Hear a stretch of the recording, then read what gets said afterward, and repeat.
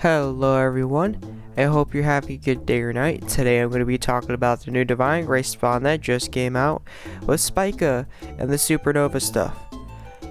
To start off with the gear spawn, it's 200 to 50 medals, not a bad deal.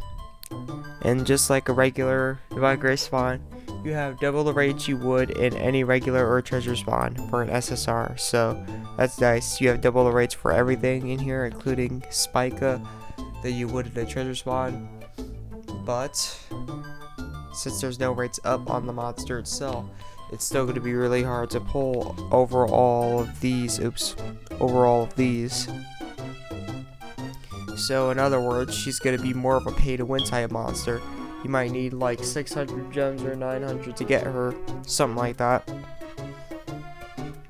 You got 6 chests, the standard 6 chests. The less the chest, the better it is. You get up to from 850 to 1,000 medals per just jackpot, not including the ones you get from gear spawn. Those ones are bonuses, but just jackpot you could get actually 1,000. It's pretty neat.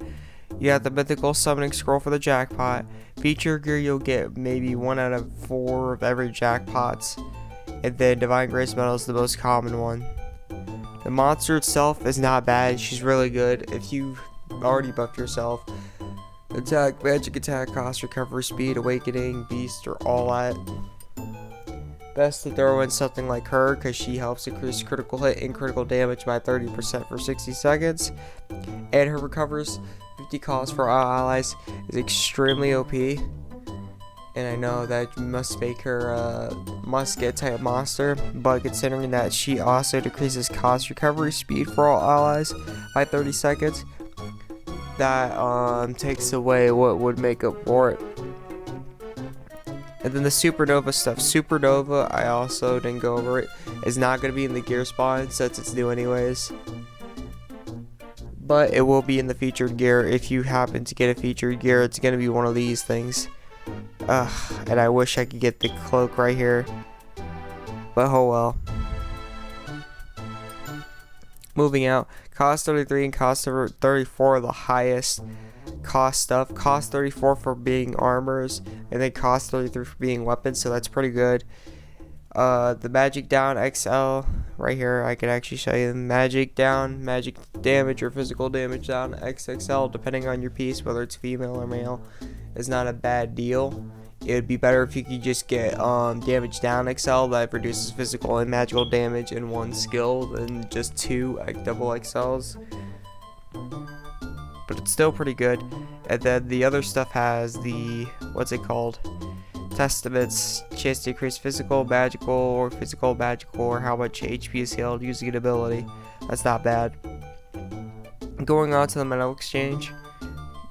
As promised, they don't have any of the gear here, the featured gear, but they do have the Jewel Star set, including the armors. And the armors, I highly recommend if you have 1,900 to get them. They are extremely useful for player versus player, especially the cloaks. Generally, when you see a 500k, they do not have no health regen, so health regen really helps. The opening skill health regen, because that's what they do have. As when you're doing player versus enemy, when you use ether exchange, which is going to most likely happen, you can already get the health back. Or you could start off with a head advantage in the guild battles. That's what makes it neat. Including the crowns, like the helms and stuff, because they also help in a certain way too, by increasing barrier for the first 16 seconds of battle. So yay for that.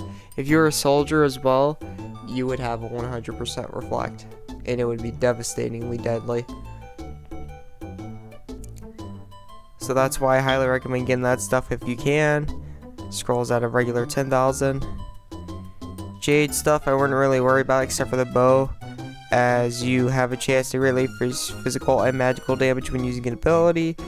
You have the same effect that activates the skills, defense, and magic defense will be reduced by half for the target you're attacking with this happening. So that's really OP. It's really good. But if you could get 1900, I'd use it on like one of the health regen ones first. Go for the health regen, then go for the reflect. Health regen matters more than reflect. Reflect can be stopped by certain moves. Health regen can't. You would have to use a Unison. If you don't have enough though, and still want so not, I would recommend going after the, you only have the Imperial stuff anyways, and then you got your normal drops, ether, keys, and lemons. What I think of this spawn is it's a pretty good deal. For the most part, I'm not going to say it's a good deal for the featured stuff, but it's what's behind the featured. It's the medals I'm talking about for the cross, not the cross, the Jewel Star stuff. If it wasn't for the Jewel Star stuff being 1900 in there, I would say this is a pretty dang bad spawn. It's really far-fetched, and there's a low chance of you getting a lot of stuff from this. You're getting less than more, not more than less. Thank you for tuning in, thank you for watching, and hopefully enjoyed. I'll see you in the next video. It's the AzureWrath. I'm out. Peace.